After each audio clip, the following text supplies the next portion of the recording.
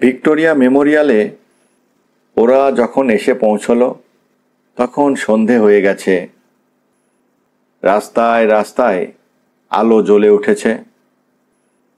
Victoria মেমোরিয়ালের বাগানে পুকুরের ধারে ধারে মন্তুরা ঘুরে বেড়ালো। তারপর একটা বেঞ্চে বসল। আলো আঁধারিতে ভিক্টোরিয়া মেমোরিয়ালের বাড়িটা আরো সুন্দর দেখাচ্ছিল। কিছুক্ষণ বসে থেকে মন্তুরা উঠে পড়ল। জয়ন্ত দেখল গঞ্জালো তখনও ঘুরে ঘুরে দেখছে। বুঝলো জায়গাটা আর বাড়িটা গঞ্জালোর খুব মনে ধরেছে। ওর জন্যেই জয়ন্ত ঠিক করল সেন্ট পলস গির্জাটা দেখতে যাবে। সবাই গাড়িতে উঠল। গাড়ি স্টার্ট নিতে গঞ্জালো ওর জামার পকেট থেকে এক গাদা বেলুন বের করে জয়ন্তর কোলের ওপর ফেলে দিল। আবার চুরি? নিশ্চয়ই কোনো বেলুনওয়ালার ঝোলা থেকে তুলে নিয়েছে। জয়ন্ত কিছু বলল না। বাচ্চা ছেলে মেয়েদের কিছু দিতে হয়, এই জন্যেই গঞ্জালো চুরি করেছে। থাক, কি হবে মিছামিছি ওকে বকাঝকা করে। জয়ন্ত কোল থেকে বেলুনগুলো তুলে পেছনের সিটে বসা মন্তুদের দিল। ওরা তো খুশিতে লাফিয়ে উঠল। ওরা মজা করে বেলুন ফোলাতে লেগেছে। গাড়ি এসে দাঁড়ালো সেন্ট পলস গির্জার সামনে। ওরা গির্জার মধ্যে ঢুকল। ঘুরে ঘুরে দেখল সব উপাসনার ঘর, রঙিন কাঁচের সারসি, বেদি, ঝাড়লণ্ঠন। সামনের বাগানেও ঘুরে বেড়ালো কিছুক্ষণ। গঞ্জালো জয়ন্তকে বলল, এই রকম গির্জা আমাদের দেশেও আছে। গির্জা দেখা হলে ওরা গাড়িতে এসে উঠল। এবার বাড়ি ফেরা। জয়ন্ত বাড়ি ফিরে দেখল বাবা দাদা দুজনেই অফিস থেকে ফিরেছেন। বৌদিও ফিরেছেন। বাবা জয়ন্তকে জিজ্ঞেস করলেন, কদিনের ছুটি তোর? 5 দিনের। কেমন লাগছে চাকরি? খুব ভালো। দাদা ওকে জিজ্ঞেস করল, পলাশগড় জায়গা কেমন? স্কুলটা কত বড়? স্কুল থেকে কিছু বাড়তি ভাতা দেয় কিনা, এই সব। কথাবার্তা বলতে বলতে রাত হয়ে গেল। উঠে আসার সময় জয়ন্ত বৌদিকে বলল, বৌদি, আমার খাবারটা আমার ঘরেই দিয়ে এসো। কেন, রান্নাঘরে একসঙ্গে খাবে না?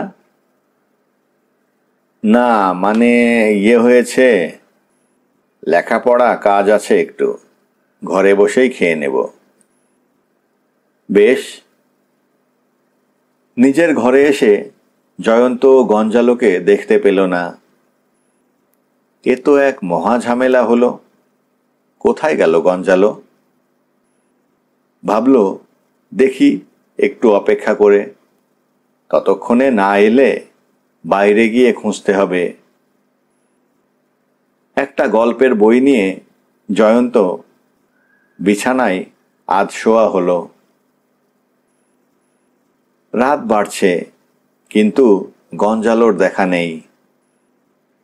একবার বাইরে গিয়ে খুঁজে আসবে বলে উঠতে গেল, তখনই দেখল বুকে ঝোলানো কুরুশটা দিয়ে দাঁত খোঁচাতে খোঁচাতে গঞ্জালো ঘরে ঢুকল। আর দেখতে হবে না, নিশ্চয়ই কোথাও থেকে চুরি করে খেয়ে এলো।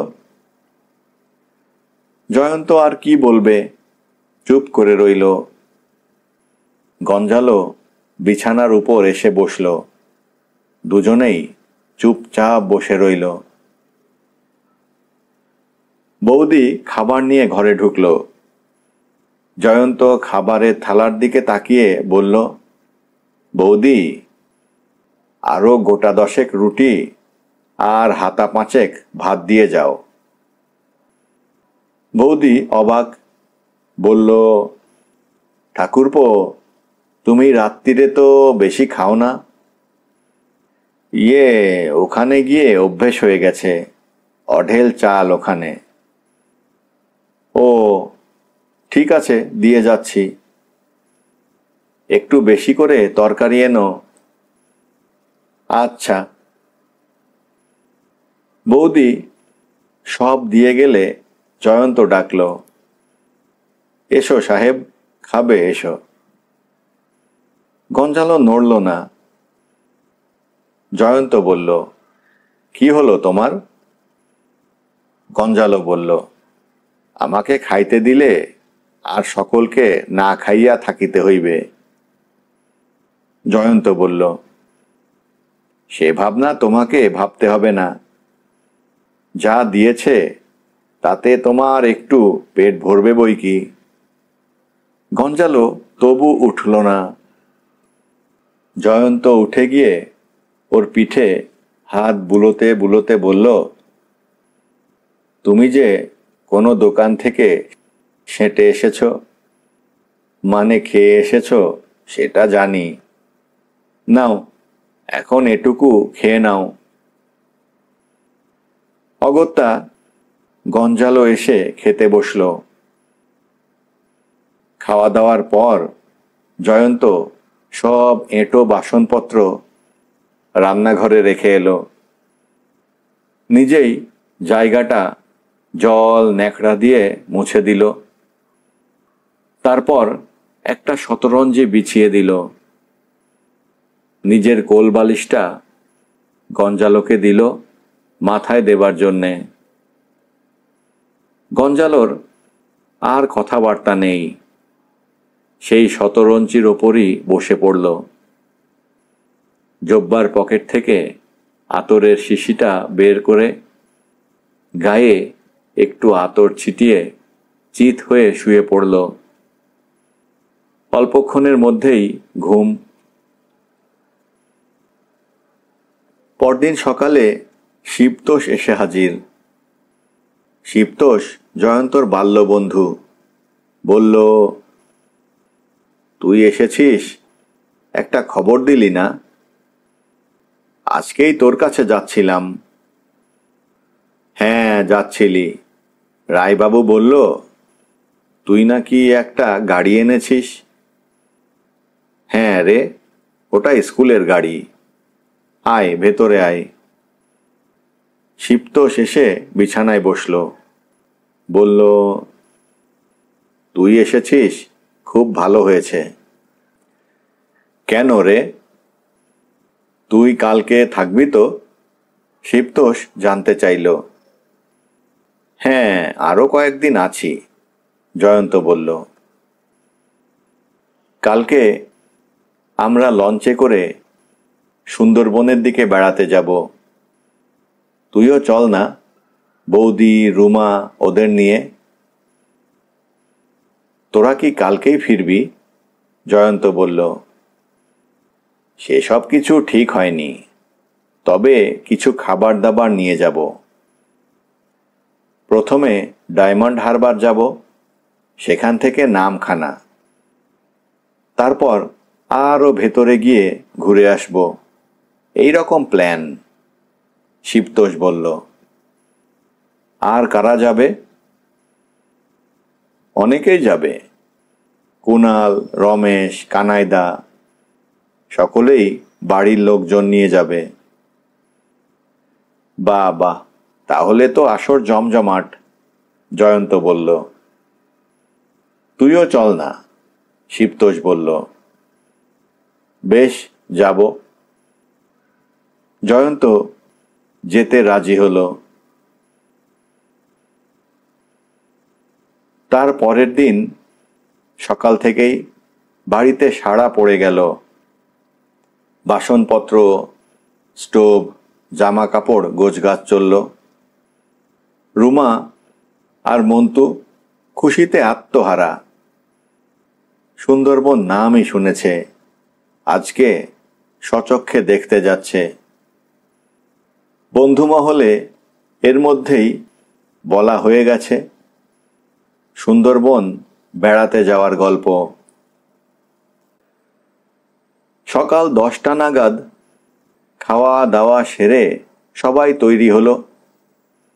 শিবতোষ খবর পাঠিয়েছে লঞ্চ থাকবে বাবুঘাটের কাছে।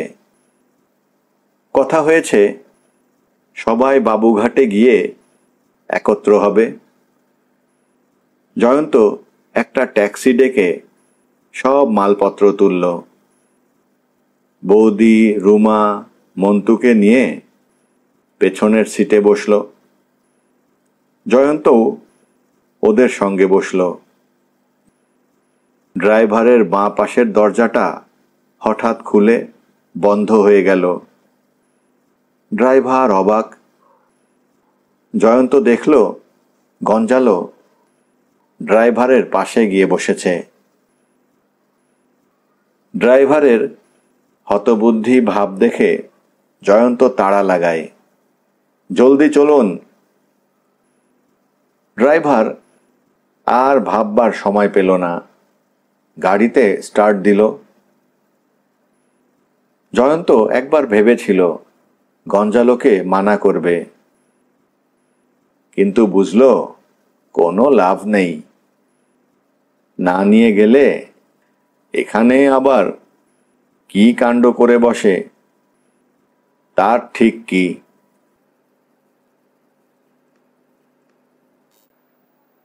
বাবুঘাটে সকলের সঙ্গেই দেখা হলো। সবাই বাড়ির লোকজন নিয়ে এসেছে। সবার মনেই আনন্দ। লঞ্চে করে বেড়ানো তো বড় একটা হয়ে ওঠে না। বাবুঘাটের পাশেই লঞ্চটা বাঁধা ছিল। সবাই গিয়ে সেই লঞ্চে উঠল। মালপত্রও তোলা হলো। লঞ্চে উঠে গঙ্গার জল দেখে গঞ্জালোর আনন্দ দেখে কে। সমুদ্রে সমুদ্রে, জাহাজে জাহাজে যার জীবনের এতগুলো বছর কেটেছে, সে জল দেখে, খুদে জাহাজ দেখে খুশি হবে, এটাই তো স্বাভাবিক। ও সারা লঞ্চ ঘুরে ঘুরে দেখতে লাগলো। কিন্তু ওর যেন খুব মনে ধরল না। এত ছোট্ট জাহাজ, খেলনা জাহাজ বললেই হয়। নদীটাও খুদে, জাহাজটাও খুদে, তবু সব মিলিয়ে ওর ভালোই লাগলো। খুশিতে ডগমগ গঞ্জালো লঞ্চের ছাতে গিয়ে বসল। একটু পরেই জয়ন্ত শুনতে পেল গঞ্জালো হেঁড়ে গলায় গান ধরেছে।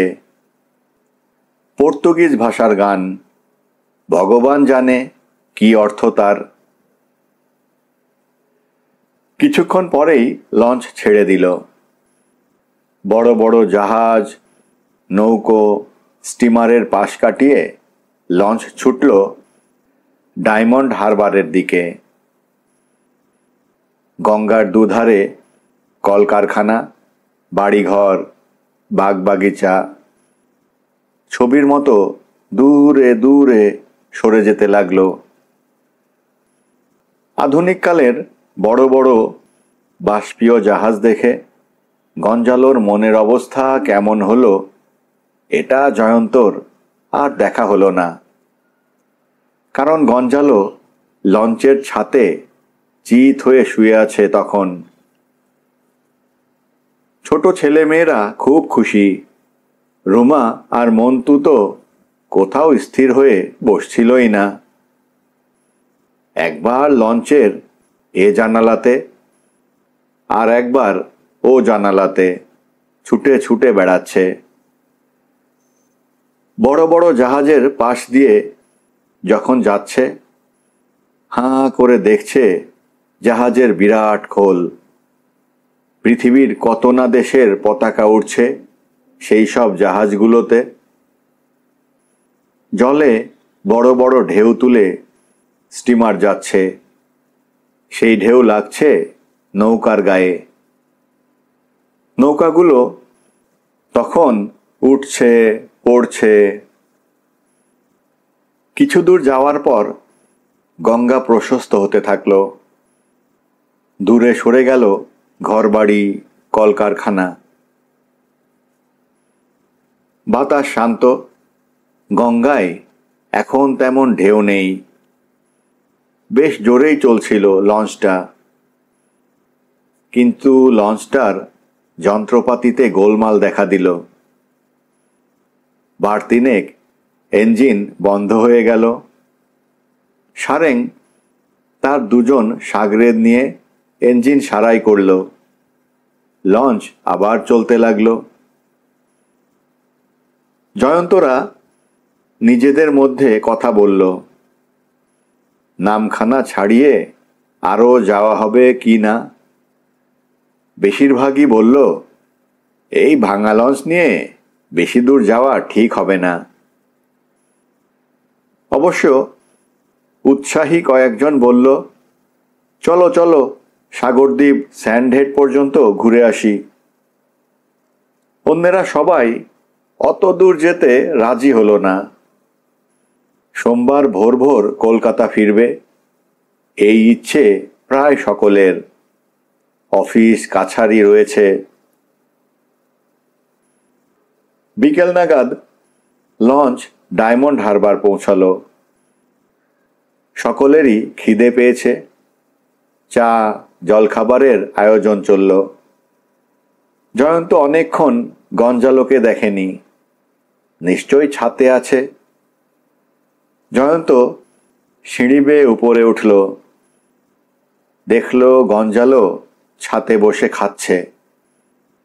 হাতে মাখন মাখানো 1 পাউন্ড একটা রুটি গোগ্রাসে গিলছে। ওদিকে লঞ্চের মধ্যে খোঁজাখুঁজি চলছে। 1 পাউন্ড রুটি, ব্যাগ থেকে হাওয়া, সেই সঙ্গে আমুল মাখনের একটা প্যাকেটও। জয়ন্তর কানে সব গেল। তার বুঝতে বাকি রইল না এটা কার কাণ্ড। জয়ন্তর বেশ রাগ। বাচ্চা ছেলে মেয়েদের মুখের খাবার, এতটুকু বিবেচনা নেই পর্তুগিজ সাহেবের। জয়ন্ত ছাতে উঠে ছুটে গিয়ে গঞ্জালোর হাত চেপে ধরল। বলল, লজ্জা করে না? বাচ্চা ছেলে মেয়েরা খাবে, সেই সব তুমি চুরি করে খাচ্ছ। গঞ্জালো খাওয়া থামিয়ে কিছুক্ষণ হাঁ করে জয়ন্তর মুখের দিকে তাকিয়ে রইল। জয়ন্তকে এতটা রাগ করতে ও কখনো দেখেনি। গঞ্জালো আস্তে আস্তে বলল, জয়না তো, রুষ্ট হইও না। ক্ষুধা পাইলে আমার কাণ্ডজ্ঞান থাকে না। জয়ন্ত সে কথা ভালো করেই জানে। বুঝল ওকে বকাঝকা করে কোনো লাভও নেই। আর কোনো কথা না বলে লঞ্চ থেকে পাড়ে নামলো জয়ন্ত। বাজার বেশি দূরে নয়। সেখানে গিয়ে 1 পাউন্ড রুটি আর মাখন কিনে নিয়ে এলো। চা জল খাবার খেয়ে সবাই পাড়ে নামলো। ঘুরে ঘুরে ডায়মন্ড হারবার জায়গাটা দেখে এলো। সবাই লঞ্চে ফিরে এলে আবার যাত্রা শুরু হলো নামখানার দিকে। ঠিক হলো রাত্রিরের খাওয়া দাওয়া নামখানাতেই হবে। ডায়মন্ড হারবার ছাড়িয়ে গঙ্গার চেহারা অন্যরকম। তীর নজরে পড়ে দূরে দূরে। গঙ্গা এখানে অনেক চওড়া, ঢেউও আছে তেমনি। ভটভট করতে করতে লঞ্চ চলল ঢেউ ভেঙে। তখন রাত হয়েছে। জলের ওপর সার্চ লাইট ফেলে লঞ্চ এগিয়ে চলল।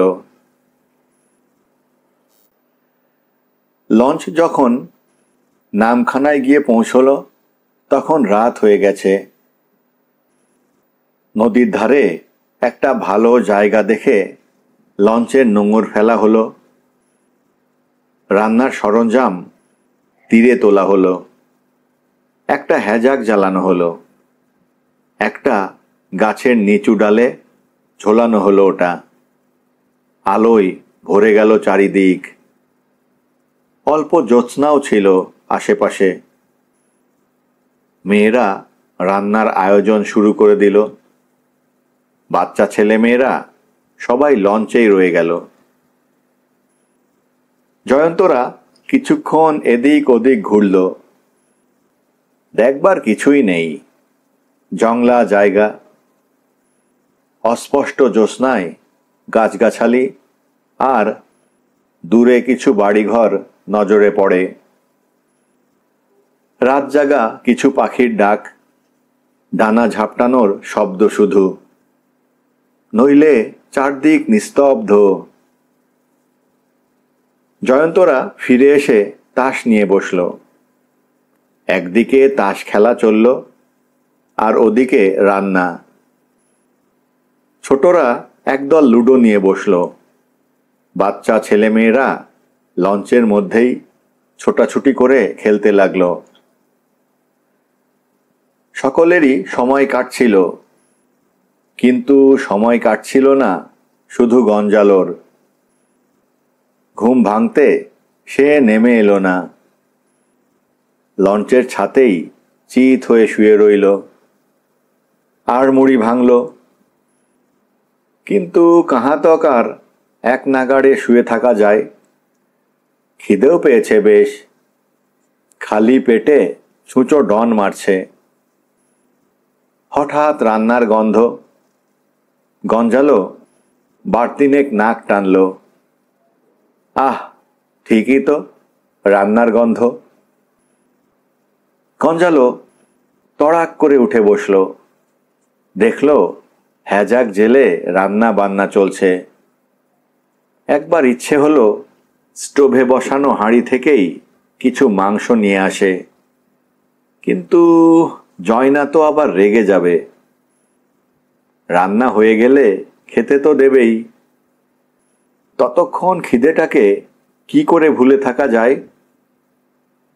গঞ্জালো ভেবে দেখল, রান্নার গন্ধ নাকে গেলে ওর মাথা ঠিক থাকবে না। হুহু করে খিদে বেড়েই যাবে।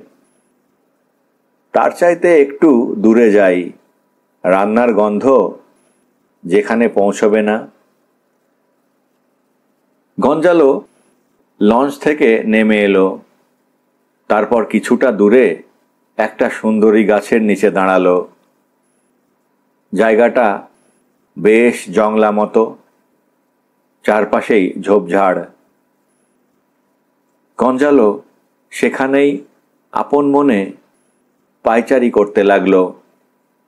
অত দূর পর্যন্ত রান্নার গন্ধ গিয়ে পৌঁছল না। গঞ্জালোর খিদের তীব্রতাও অনেকটা কমে গেল।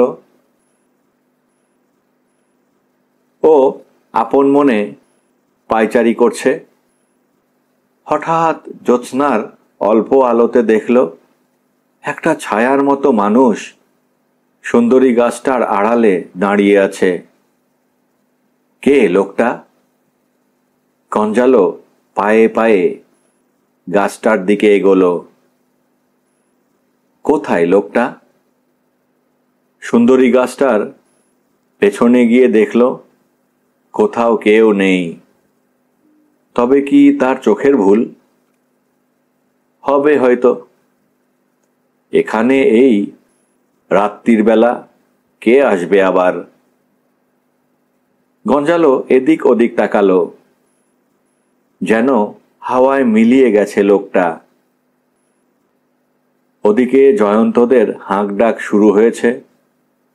খাওয়া দাওয়ার ব্যবস্থা হচ্ছে নিশ্চয়ই। গঞ্জালো আর দাঁড়ালো না। যেখানে রান্না হচ্ছিল সেখানে এসে দাঁড়ালো।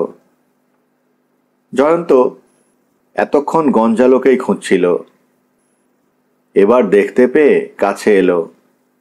চাপা স্বরে বলল, গঞ্জালো, আমার পাশে খেতে বসবে, চলো। জয়ন্ত আলো থেকে একটু দূরে খাবার জায়গা করল। গঞ্জালোকে ইঙ্গিত করল পাশে বসবার জন্যে। এখান পর্যন্ত আলো এসে ভালোভাবে পড়ছিল না। বন্ধুরা ডাকল, এদিকে আলোর কাছে এসে বস। জয়ন্ত বলল, না রে, এখানে বেশ চাঁদের আলো আছে, আমার কোনো অসুবিধে হবে না। বন্ধুরা আর কোনো আপত্তি করল না। খাওয়া দাওয়া শুরু হলো, সেই সঙ্গে গল্প হাসিও চলল। এদিকে জয়ন্ত অল্প আলোতে গঞ্জালোর জন্যেও পাতা পেতে রেখেছিল একটা। পরিবেশন করছিল মেয়েরা। জয়ন্ত পাশের পাতেও খাবার দিতে বলল। ভাত, মাংস আর পাতে পড়ছিলই না যেন, সঙ্গে সঙ্গে উধাও।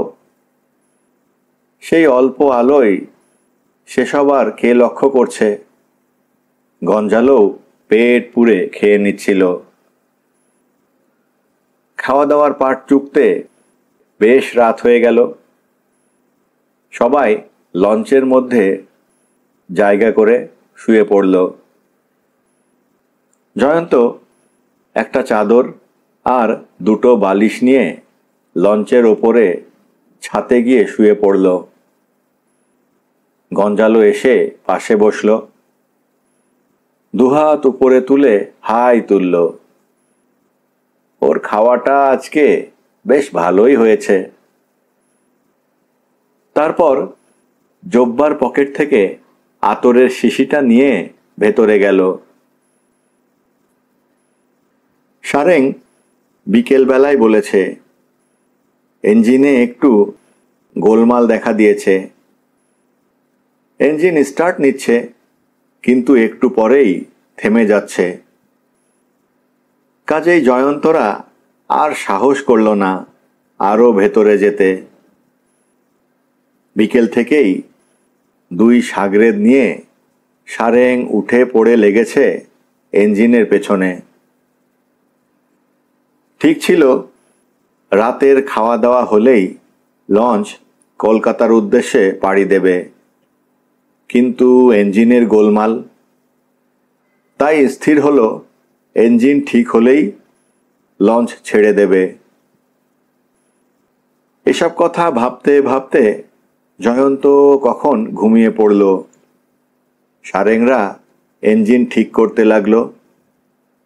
রাত বাড়ছিল, সবাই ঘুমিয়ে পড়েছে। হঠাৎ মেয়েদের ভয়ার্ত চিৎকারে, বাচ্চা ছেলে মেয়েদের কান্নার শব্দে ঘুম ভেঙে গেল। লঞ্চের ভেতরে কাদের শাসানি শোনা গেল। আবার চিৎকার। জয়ন্ত তাড়াতাড়ি ছাদ থেকে নেমে এলো। কিন্তু লঞ্চের সিঁড়ির মুখেই কে জানি ওকে জাপটে ধরল। জয়ন্ত এক ঝটকায় নিজেকে ছাড়িয়ে নিয়ে সিঁড়ি বেয়ে নিচে নামল। দেখল ৩-৪ জন বলিষ্ঠ লোক। একজনের হাতে একটা বন্দুক, বাকি সকলের কারো হাতে ছোরা, কারো হাতে লোহার রড, কারো হাতে পাইপ গান। জয়ন্ত চমকে উঠল, ডাকাত পড়েছে। ও একটা লাঠি গোছের পায় কি না চারিদিকে তাকিয়ে তাই খুঁজছিল। তখনই সিঁড়ি বেয়ে 2 জন ডাকাত দ্রুত পায়ে নেমে এসে জয়ন্তর উপর ঝাঁপিয়ে পড়ল। ওরা বেশ ধস্তাধস্তির পর জয়ন্তকে কাবু করে ফেলেছে। পিঠমোড়া করে হাত দুটো দড়ি দিয়ে বেঁধে ফেলল। মুখে ভূষো কালি মাখা, মাথায় গামছা বাঁধা ডাকাতগুলো তখন বন্দুকটা হাতে লোকটার কানে কানে কি বলল। বোঝা গেল ওই বন্দুক হাতে লোকটাই ডাকাত দলের সর্দার। সর্দার বার দুয়েক মাথা নেড়ে মেয়েদের দিকে এগিয়ে গেল। দাঁত চাপা স্বরে বলল, এখানে চিৎকার করে মরে গেলেও কেউ আসবে না। শিগগির যার যা গয়না গাঁটি আছে এই রুমালে দিয়ে দাও। সর্দার একটা রুমাল হাতে করে এগিয়ে দিল। জয়ন্ত সেই অল্প আলোতে এতক্ষণে দেখল শিবতোষ, কুণাল, রমেশকে লঞ্চের একপাশে আটকে দুজন ডাকাত পাহারা দিচ্ছে। মেয়েরা ওদের দিকে তাকালো, জয়ন্তর দিকে তাকালো। তারা কি করবে বুঝে উঠতে পারছে না। জয়ন্ত বুঝল ডাকাত দলের সঙ্গে লড়াই করার চেষ্টা বৃথা। মেয়েরা রয়েছে, বাচ্চা ছেলে মেয়েরা রয়েছে, লড়াই করার প্রশ্নই ওঠে না। ডাকাত সর্দার এবার চড়া গলায় বলল, শিগগির দিয়ে দাও সব, নইলে বন্দুকের গুলিতে মাথা গুঁড়িয়ে দেব। জয়ন্ত এবার বিপদের আশঙ্কা করল। ঘুম থেকে উঠে রুমা, মন্তুরা ভয় পেয়ে কাঁদতে শুরু করেছে। জয়ন্ত চেঁচিয়ে বলল, বৌদি, তোমার গয়নাগাঁটি সব দিয়ে দাও। ডাকাত সর্দার দাঁত বের করে হাসল, এই তো ভালো ছেলের মতো কথা। তারপর হাতের রুমালটা আবার এগিয়ে ধরল, শিগগির, জলদি। মেয়েদের মধ্যে তখন কান্নাকাটি শুরু হয়ে গেছে। জয়ন্তর বৌদি কিন্তু কাঁদল না। হাতের চুড়ি খুলতে খুলতে বলল, আমরা পুলিশে খবর দেব, কাউকে রেহাই দেব না। ডাকাত সর্দার হো হো করে হেসে উঠল। জয়ন্তর বৌদি চুড়িগুলো দিতে হাত বাড়ালো। ডাকাত সর্দার নেবার জন্য হাত বাড়িয়েছে, ঠিক তক্ষুনি একটা কাণ্ড। হঠাৎ ডাকাত সর্দার ও করে একটা শব্দ তুলে কয়েক হাত দূরে ছিটকে পড়ল। কি হলো ব্যাপারটা সেটা বোঝবার আগেই ঘাড়ে এক রদ্দা। এবার পড়ল উবু হয়ে একেবারে লঞ্চের মেঝেতে। তারপর একবার লঞ্চের এধারে আর একবার ওধারে ছিটকে পড়তে লাগলো। বাকি ডাকাতগুলো ব্যাপার দেখে তো হতবাক। দুজন এগিয়ে গেল সর্দারকে লঞ্চের মেঝে থেকে তুলতে, কিন্তু দুজনেই থুতনিতে ঘুষি খেয়ে চিত হয়ে পড়ে গেল। বাকি ডাকাতগুলো যারা জয়ন্তদের পাহারা দিচ্ছিল তারা ভয় পেয়ে বড়ি মড়ি করে ছুটল সিঁড়ির দিকে। ওপরে উঠল, কিন্তু পালাতে পারল না। লাথি খেয়ে ঝপাং ঝপাং করে নদীর জলে গিয়ে পড়ল। জয়ন্ত এতক্ষণ গঞ্জালোর কাণ্ড কারখানা দেখছিল। ডাকাত সর্দার তখনও কাতরাচ্ছে। যা অবস্থা ওর, গঞ্জালোর হাতের গোটা কয়েক ঘুষি খেলে ও আর বাঁচবে না। গঞ্জালো সিঁড়ি বেয়ে নিচে নেমে এলো। জয়ন্ত চেঁচিয়ে বলল, গঞ্জালো, আর না। গঞ্জালো মাথা ঝাঁকালো। বেশ। তারপর জয়ন্ত দড়ির বাঁধন খুলে দিল। দুজন ডাকাত ভীত চোখে চারিদিকে তাকাতে তাকাতে সর্দারকে কাঁধে তুলে নিল। তারপর পড়ি মড়ি করে ছুটল সিঁড়ির দিকে। গঞ্জালো শুধু তাকিয়ে দেখল সর্দারকে কাঁধে নিয়ে ডাকাতরা পালিয়ে যাচ্ছে। সকলেই হতভম্ব। এতক্ষণ ধরে চোখের সামনে যা ঘটল তা অবিশ্বাস্য, কিন্তু যা ঘটল তা তো নিজের চোখেই দেখা। অবিশ্বাসী বা কি করে করে? যা হোক, কোনো বিপদ আপদ ঘটেনি এই ভেবেই সবাই খুব খুশি। সকলেই লঞ্চ ছেড়ে দেবার জন্যে বলতে লাগলো। জয়ন্ত তখন সারেংকে খুঁজতে গেল, কিন্তু তাকে কোথাও খুঁজে পাওয়া গেল না। সারেংয়ের সাগরেদ দুজনও সারেংয়ের নাম ধরে ডাকতে লাগলো। লঞ্চের কোনার দিকে দেখা গেল একটা বড় ড্রাম নড়ছে। জয়ন্ত বুঝল সারেং নিশ্চয়ই ওটাতে ঢুকে আশ্রয় নিয়েছে। জয়ন্ত এক হ্যাঁচকা টানে ড্রামের মুখটা খুলে নিল। বলল, সারেং সাহেব উঠুন। সারেং তো ভয়ে ভয়ে উঠে দাঁড়ালো। তারপর ভীত চোখে চারিদিকে তাকাতে লাগলো। জয়ন্ত হেসে বলল, ভয় নেই, ডাকাতরা পালিয়েছে।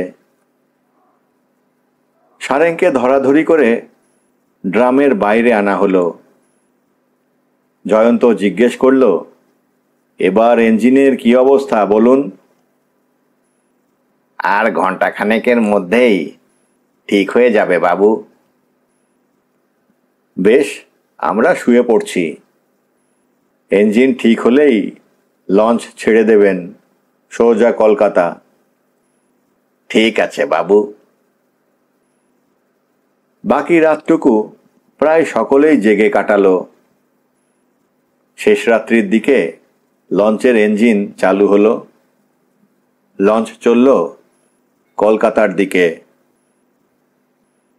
গঞ্জালো কিন্তু তখনও লঞ্চের ছাতে শুয়ে নাক ডাকিয়ে ঘুমোচ্ছিল।